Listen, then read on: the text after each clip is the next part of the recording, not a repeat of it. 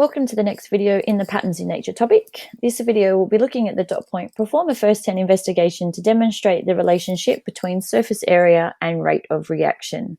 So before we looked at surface area and volume ratio in relation to the rate of diffusion, so now we're going to specifically just look at surface area and how increasing the surface area can increase the rate of a chemical reaction. So the aim of this investigation is to determine how surface area affects reaction rate. And how are you going to do that? So Aspro-Clear tablets dissolve quickly in water to produce a gas. So we can increase the surface area of these tablets quite easily by crushing them up. And we can see by how much gas they produce over a certain period of time, whether we've increased the rate of reaction or not. So these tablets are used for the treatment of pain and inflammation. The fact that they dissolve so quickly helps the body to absorb the active ingredients quickly.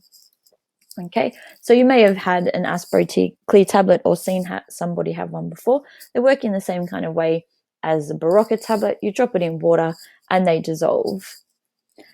So we can measure the diameter of a sphere by placing a piece of string around the widest part of the sphere and measuring the length of the string. So this is how we're going to measure how much gas was produced over a certain period of time by measuring the diameter of a balloon that's placed over the opening of a conical flask with the tablets and water inside them. So we need to remember our variables. For every investigation. So we're going to just quickly remind ourselves here. So the independent variable is the thing that we change in the investigation, and there should always only ever be one independent variable.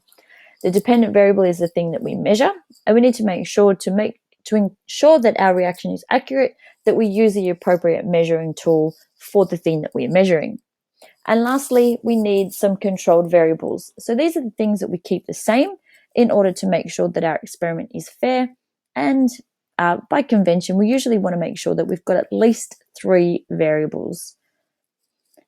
controlled variables, sorry. So for this particular investigation, our independent variable is the surface area of the Aspro-Clear tablet, which we're going to change by simply crushing one of the tablets and leaving another tablet whole.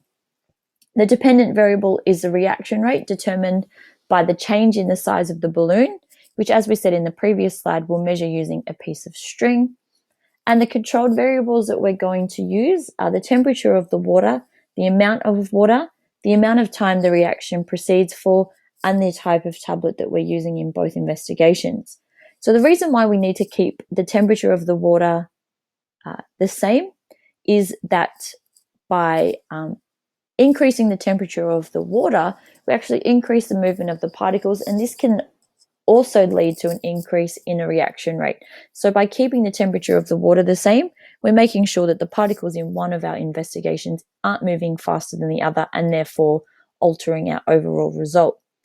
Also, the amount of water or the amount of tablet needs to be controlled, because obviously if we have more water or we have more of our tablet, then we're obviously having more substances or more particles that can bump into each other and also carry out the chemical reaction, which will also affect our reaction rate. So how are we going to set it up? It's really quite simple, but you need to make sure that you work in your group effectively, because it can be quite tricky to make sure it all happens without any gas escaping or dropping any of your tablet without getting it all in the conical flask. So setup number one, what you're going to do is set up the conical flask as shown in the picture with 50 mils of water and a balloon over the top. Then once it's set up, you'll drop a Aspro-Clear tablet into the water and automatically put the balloon back over the opening of the conical flask. Allow the reaction to proceed for 30 seconds and then measure the size of the balloon. Then once you have done that, you'll set up the conical flask again with a balloon and 50 mils of water. This time you're going to crush an Aspro-Clear tablet and then put the crushed tablet into the conical flask, allow the reaction to proceed for 30 seconds, and then measure the size of the balloon. Instead of repeating this investigation 3 times yourself for reliability, you're going to then get the results from 2 other groups in the class. So all members of the class need to make sure that they're following the same procedure, because if anybody changes the procedure, then by simply sharing our results, we're not really looking for repetition because our variables are not constant. So everybody needs to make sure that they follow the instructions as outlined as carefully as possible. And then we will be calculating averages and having a look at how changing the surface area of the AsproClear tablet altered the reaction rate of this particular chemical reaction. And that brings us to the end of this video. And thank you for watching.